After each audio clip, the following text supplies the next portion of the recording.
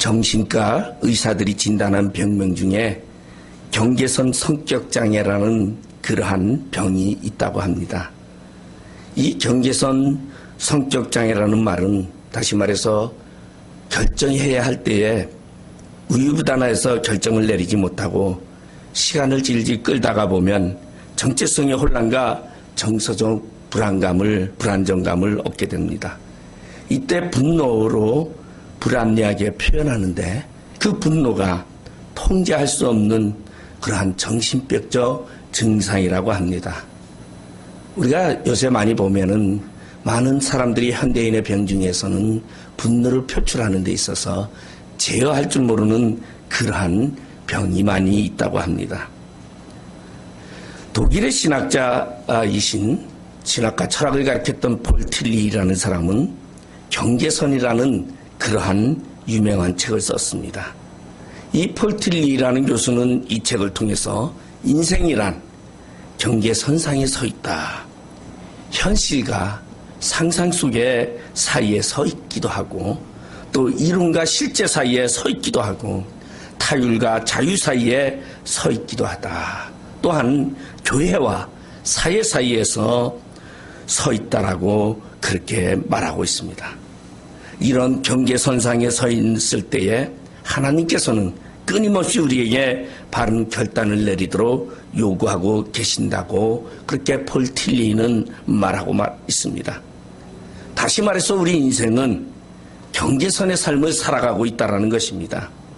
경계선상에 서서 어느 곳으로 갈 것인지 우리는 늘 결정하면서 살아가야 하는 것이 인생의 삶이라는 것입니다. 오늘 성경 민수기 13장 14장에서도 나타난 이스라엘 백성들은 가데스 바네아라는 곳에서 이스라엘 백성들이 가야 할 길을 말해주고 있습니다. 그래서 가데스 바네아의 경계선은 가나안으로 들어가는가 아니면 현재에 머무르는가 아니면 과거로 돌아가는가를 말해주고 있습니다. 이들이 앞으로 나가면 그들은 가나안으로 땅으로 들어갈 수 있습니다. 그러나 그들이 뒤로 돌아가서 애굽 땅으로 가서 노예 생활을 할 수밖에 없습니다. 그렇다면 그들이 정체해서 그 땅에 계속 머무른다면 그들은 방황하는 삶 속에 살아갈 수밖에 없다라는 것입니다. 바로 이것을 경계선이라고 말합니다. 이 가데스 바네아에 있는 경계선은 한 인간의 인생을 좌우하는 것이 아닙니다. 한 가정을 좌우하는 것이 아니라 이스라엘 국가라는 운명을 좌우하는 기로에 서게 됐다는 것입니다. 그런데 우리는 이 민수기 13장 14장을 읽어보면서도 유감스럽게 우리는 이스라엘 백성들은 그곳에서 경계선 성격 장애의 전형적인 증상을 드러내고 있습니다. 그들은 우유부단했습니다. 하나님이 비전을 주셨지만 그 경계선을 넘어가지 못했고 정체감과 혼란과 그 정서의 불안으로 인해 한 장관을 세워 애굽으로 돌아가자고 말하는 것이 바로 오늘의 본문의 내용입니다. 가데스 바네아라고 하는 경계선에서 스스로를 자해하고 잘못된 결정을 내리는 바람에 결국 이스라엘 백성들은 40년이라는 세월을 바람강야에서 방황할 수밖에 없는 형벌에 처하게 됐다는 것입니다. 그럼 왜 오늘날 성경은 이러한 일을 기록하고 있습니까? 이러한 실패를 왜 기록하고 있습니까? 고린도전서 10장 11절에 보면 그들에게 일어난 이런 일을 본보기가 되고 또한 말세를 만난 우리에게는 깨우치기 위하여 기록되어졌더라고 성경은 말해주고 있습니다. 다시 말해서 오늘을 살고 있는 우리에게 동일한 실패, 동일한 불신앙, 동일한 그러한 잘못된 것을 반복하지 말라는 그러한 교훈을 주고 있다는 것을 말하고 있습니다. 하나님께서는 경계선에 선 이스라엘 백성들에게 명확한 방향을 제시했습니다. 너희는 가나안 땅으로 들어가거라. 전진하라. 가데스 바네아의 이 땅에 머물리지 않고 이 땅의 경계를 넘어 가나안을 들어가라는 분명한 비전을 제시합니다. 그럼에도 불구하고 이들은 그 비전을 이루지 못하고 결국 그 선상에서 경계선상에서 우물쭈물하다가 그만 뒤로 가고자 방황하는 그들은 실패할 수밖에 없었고 그리고 40년이라는 세월을 방황할 수밖에 없었다라는 것입니다. 하나님께서 주신 비전은 바로 가나안이었습니다. 그 땅은 젖과 꿀이 흐르는 그러한 땅이요. 그 땅에는 한 사람이 들고 가기에는 너무나 무겁고 두 사람이 나무에 꿰어서 메고 가야 하는 커다란 포도를 생산하는 그러한 복된 땅이었다라는 것입니다. 그래서 하나님은 그러한 땅을 직접 보여주기 위해서, 그들에게 주기 위해서 그 땅을 예비하셨지만 이스라엘 백성들은 그것을 차지하지 못하는 그러한 현상을 오늘 본문을 통해서 볼 수 있습니다. 오늘날 하나님은 우리에게도 이러한 축복의 땅, 비전을 보여주고 있다는 것입니다. 우리는 그 땅의 비전을 보지 못하고 그 땅의 두려움 때문에 우리는 오늘 포기하고 있지는 않은가요? 고린도전서 2장 9절에 보면 기록된 바 하나님이 자기를 사랑하는 자들을 위하여 예비하신 모든 것은 눈으로 보지 못하고 귀로도 듣지 못하고 사람의 마음으로도 생각지 못하였다 함과 같으니라고 말씀하고 있습니다. 우리를 위해서 예비하신 하나님의 계획은, 하나님의 천국은 우리가 눈으로 본 적도 없고 귀로 들어본 적도 없고 우리의 마음으로 생각할 수 없는 그러한 복의 장소라는 것입니다. 우리는 이 땅을 살아가면서 조금 괴롭고 어려운 일이 있어도 낙심하지 말아야 합니다. 왜냐하면 하나님은 우리에게 비전을 주셨기 때문입니다. 축복의 땅을 우리를 위해서 준비하셨기 때문입니다. 하나님은 우리를 위해서 오늘도 어마어마한 축복을 준비해 두셨다라는 그 사실을 우리는 용기를 가지고 우리는 그 땅을 정복하는 자가 되어야 한다는 것입니다.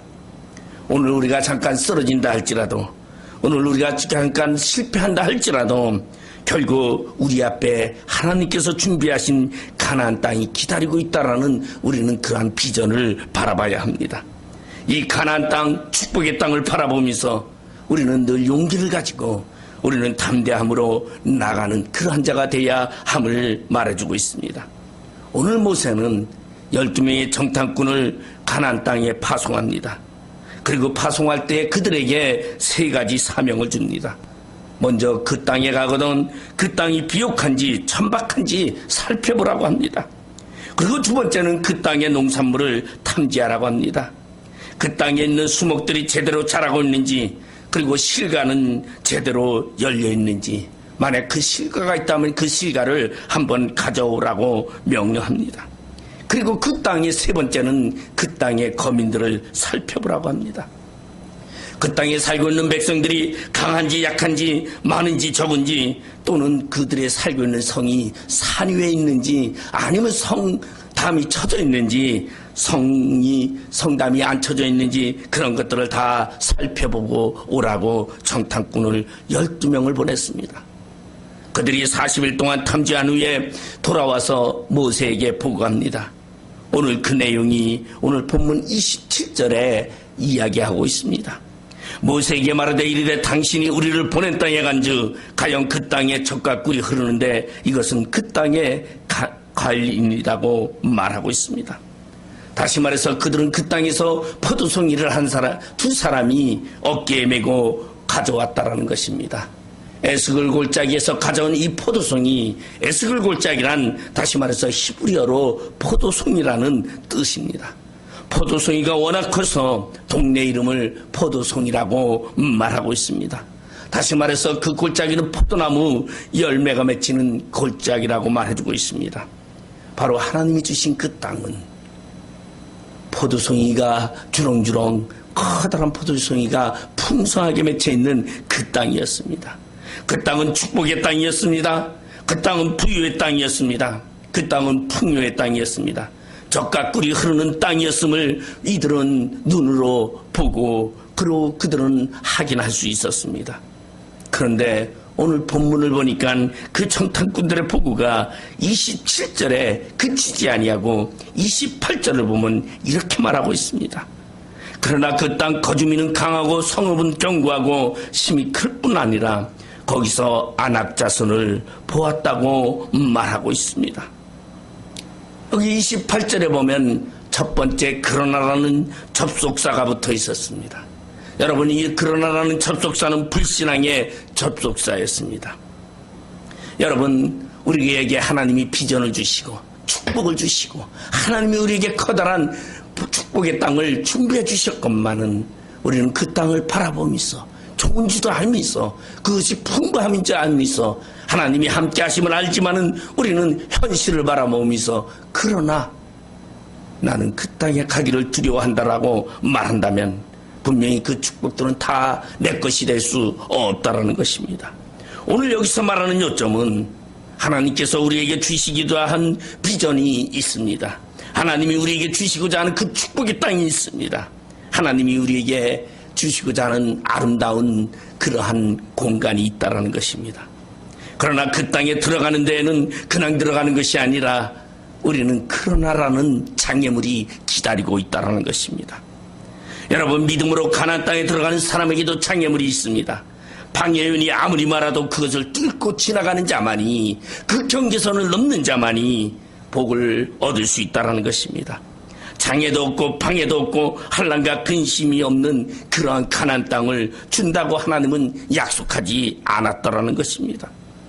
바로 하나님이 주시고자 하는 그 가나안 땅에 들어갈 때에 그러나라는 부정적을 넘어서는 자, 바로 그러한 자가 경계선상을 넘고 축복의 땅에 거할 수 있는 자라는 것입니다.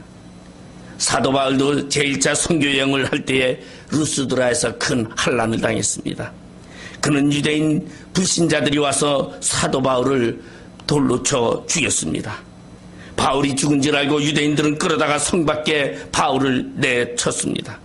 그런데 바울은 하나님의 은혜로 말미암아 그 자리에서 살아나게 되었고, 그리고 바울은 자신의 제자들을 모아놓고 이와 같이 말합니다. 사도행전 14장 22절에 보면 제자들의 마음을 굳게 하여 이 믿음에 거하라.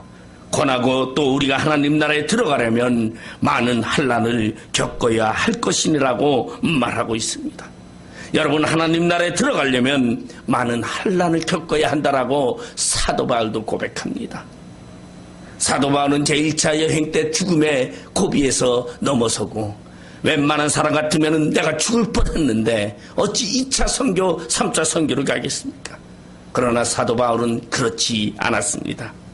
그러나라는 불신앙의 접속사를 뛰어넘었다라는 것입니다. 바로 우리도 축복의 땅을 성취하기 위해서는 우리는 그러나라는 그 장애물을 뛰어넘어야 합니다. 그러면 오늘날 그러나라는 장애물은 무엇입니까?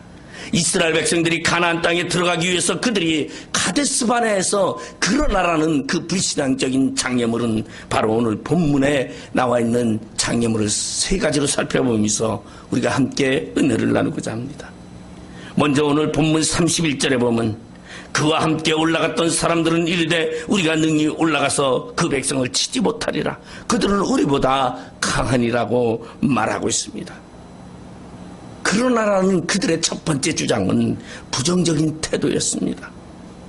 사람의 태도가 부정적이면 못한다라고 말합니다. 안 된다고 말합니다. 어렵다라고 말합니다. 바로 이런 말은 쉽게 나옵니다.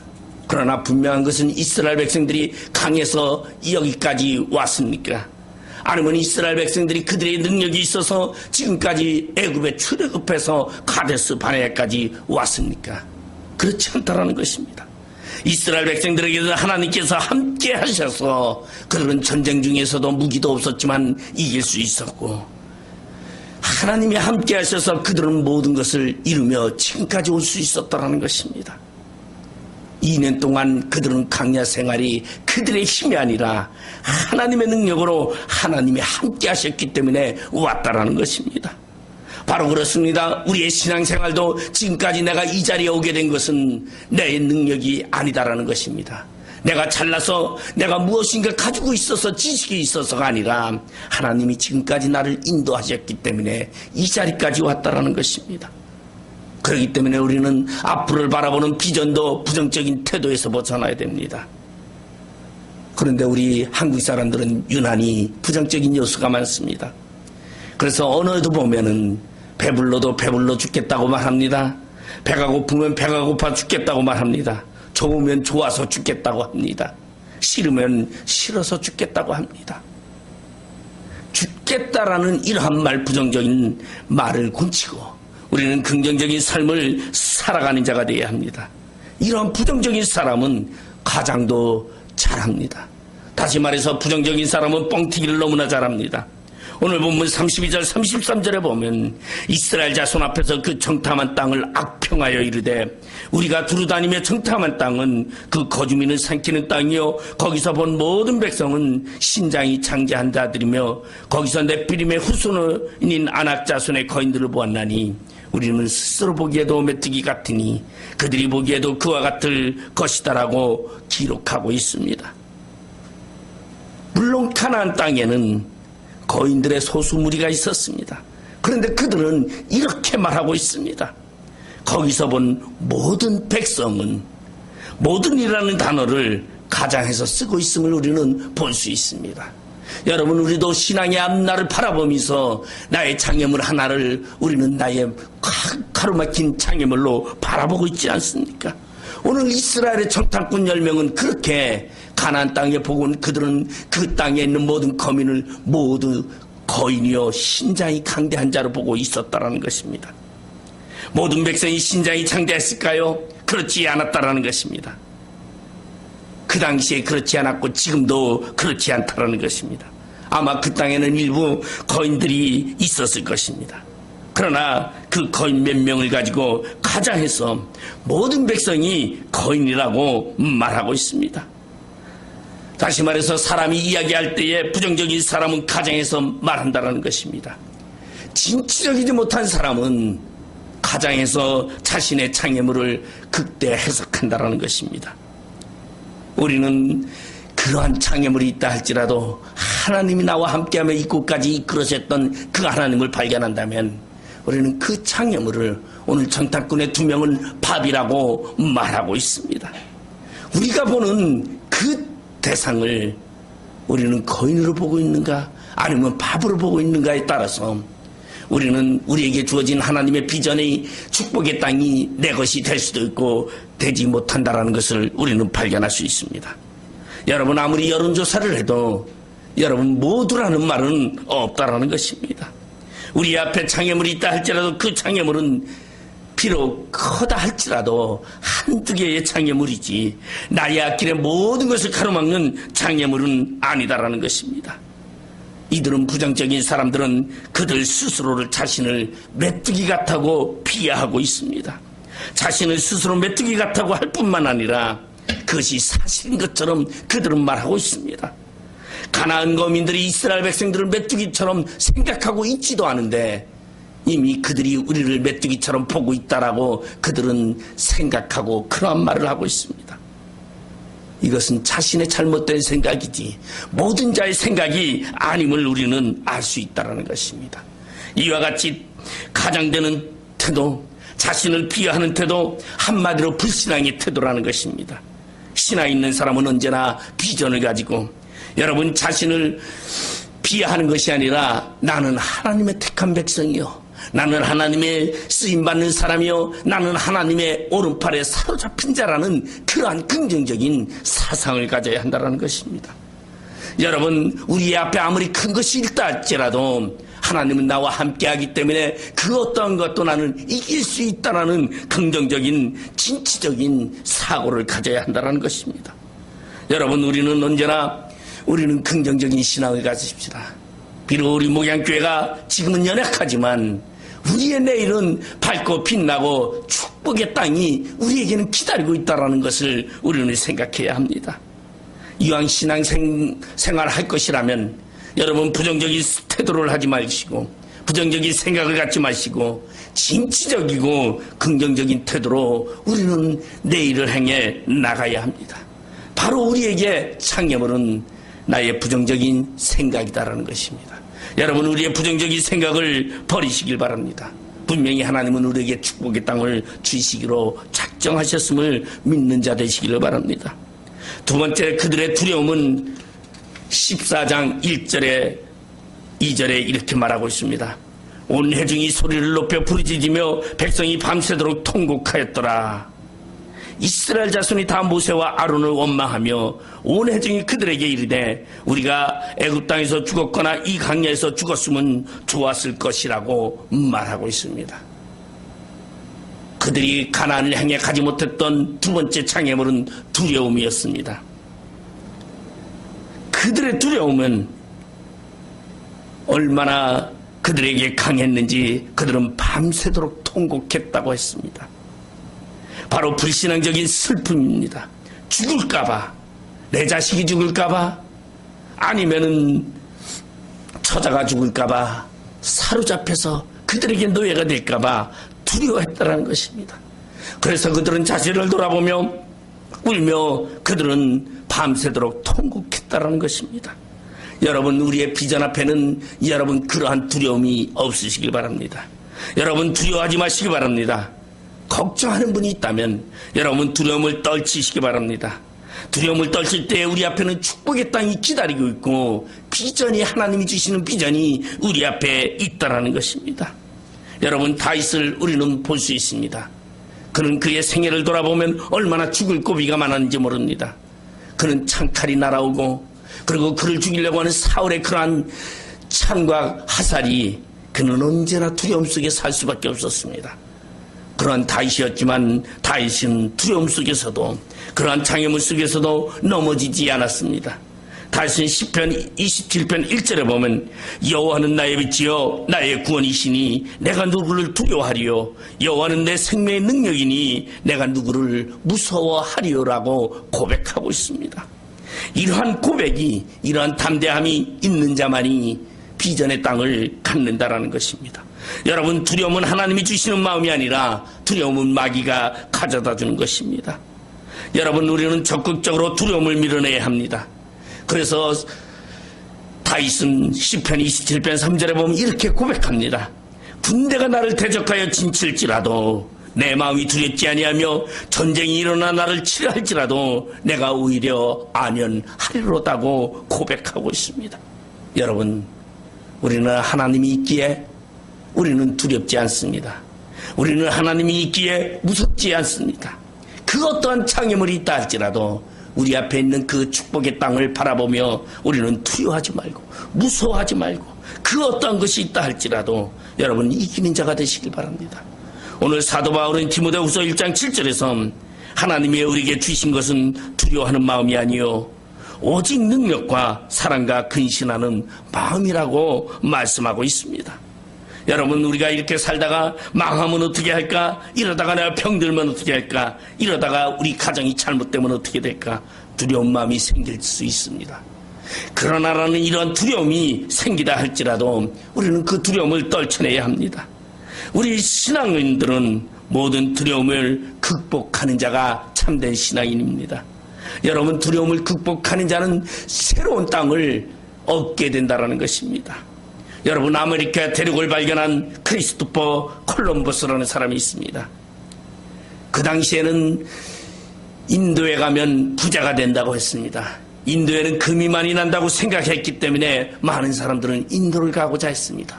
그러나 인도로 가는 길은 모두 육로를 통해서 가야만 했습니다. 해상으로는 불가능하다고 생각하는 그때에 콜럼버스는 배로 인도를 가겠다고 생각을 합니다. 그리고 스페인 국왕에게 배와 선원을 달라고 조르기 시작을 합니다. 8년 동안 배와 선원을 달라고 이야기를 합니다.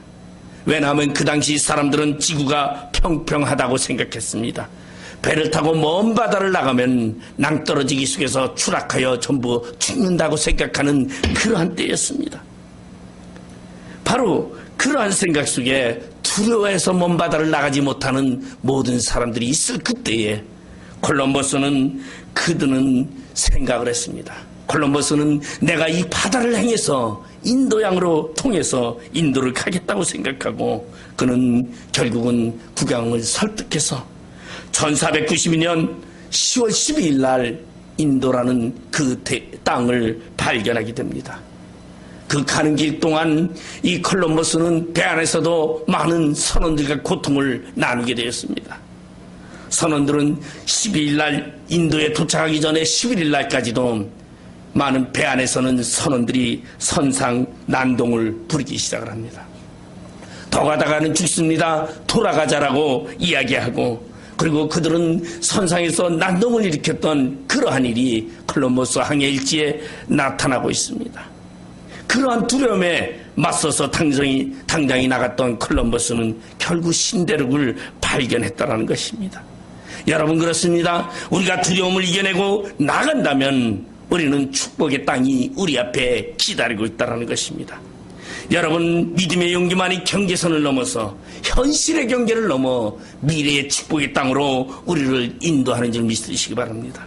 그렇기 때문에 우리는 두려워하지 말아야 합니다. 우리는 그 어떠한 것도 무서워하지 아니하고 하나님이 나와 함께 하심을 믿으며 비전을 바라보며 우리는 나아가는 자가 되시기를 주님의 이름으로 부탁을 드리겠습니다.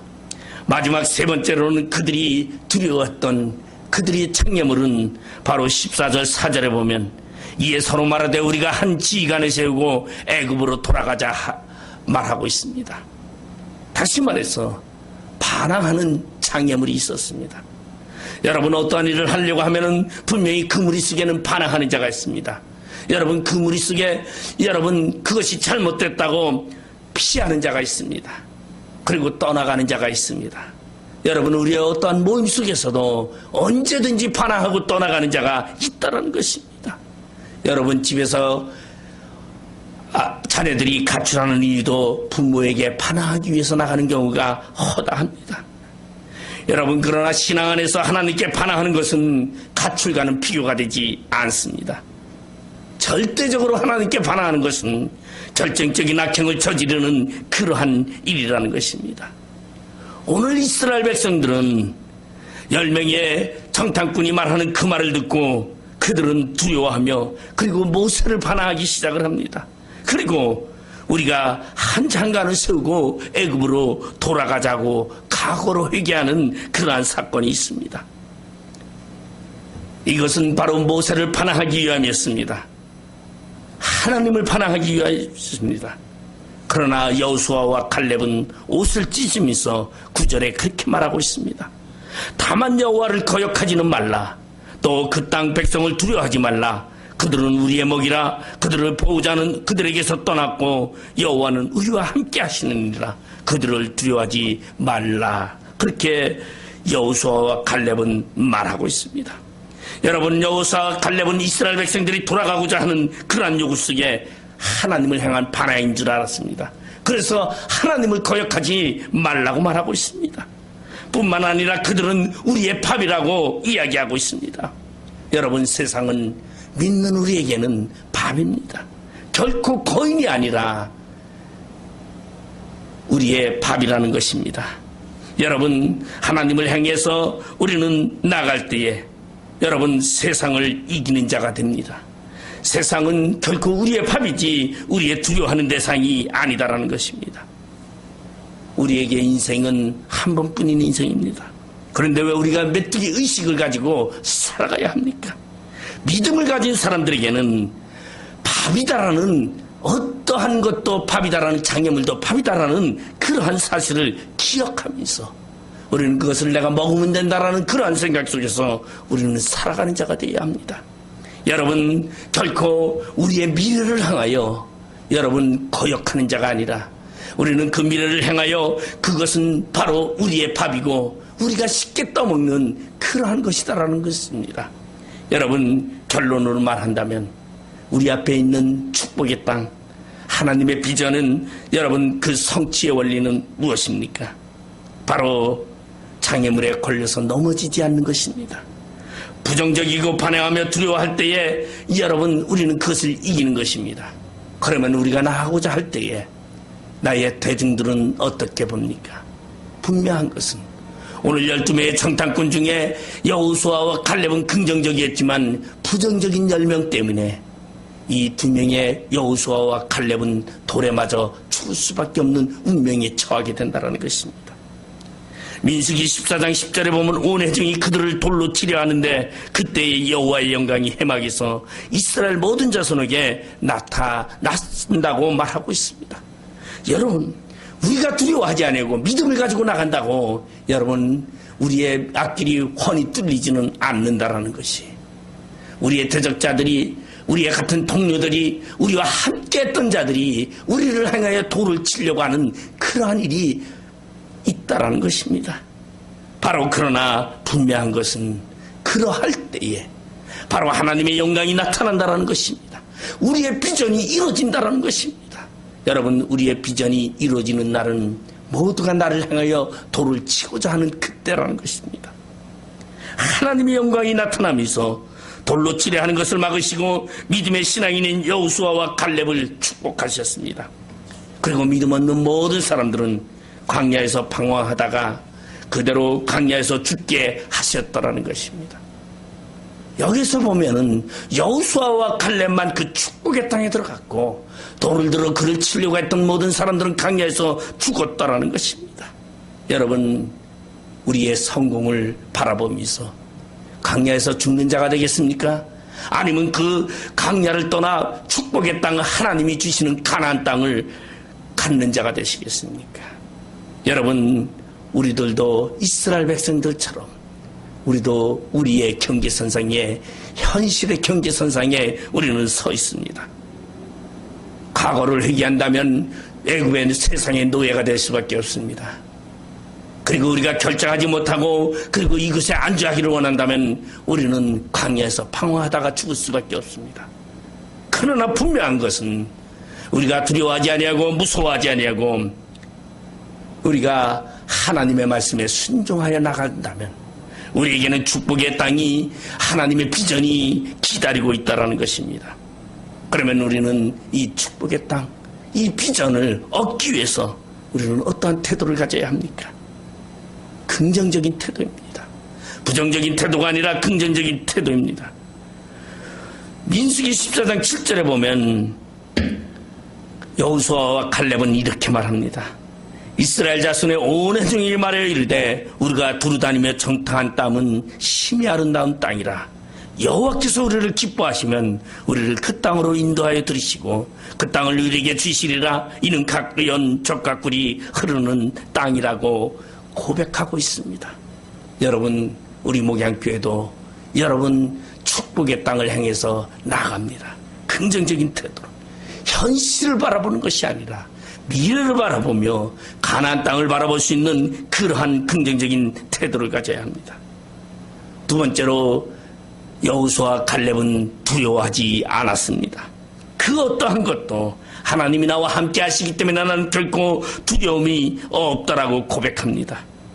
여러분, 두려워하지 마시기 바랍니다. 세 번째로는 그들은 하나님의 절대적인 말씀에 순종하였습니다. 하나님이 주시고자 한 그 가나안 땅, 분명히 하나님이 주실 것을 믿었습니다. 현실이 열악하다 할지라도 하나님이 주시고자 하는 그 약속을 믿었기 때문에 그들은 그 말씀에 순종할 수 있었습니다.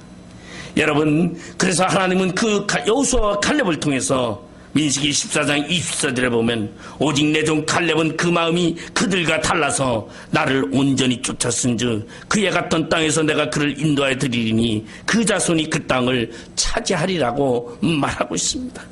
그렇습니다. 여러분, 우리가 축복의 땅을 차지하는 것은 바로 하나님의 말씀에 순종하는 것입니다. 하나님은 분명히 우리에게 약속하셨습니다. 우리는 그 약속을 따라서 가데스반의 경계선을 넘어야 합니다. 하나님이 예비하신 영광과 부유의 축복을 우리는 갖기 위하여 오늘 현실의 장애물을 넘어선 자가 되시길 바랍니다. 여러분, 우리는 분명히 지금 경계선에 서 있습니다. 우리 가정도 교회도 여러분 분명히 경계선에 서 있습니다. 우리는 이 경계선에서 우리는 전진하는 자가 되시고 그리고 하나님의 비전의 땅, 축복의 땅을 우리는 성취하는 자가 되시길 바랍니다. 뒤돌아보시 마시고 물러서지 않고 믿음과 용기로 당당하게 전진하는 그런 하나님이 주신 위대한 비전을 이루기 위해서 우리 교인과 우리 교회와 우리 모두가 되시기를 주님의 이름으로 축원드립니다.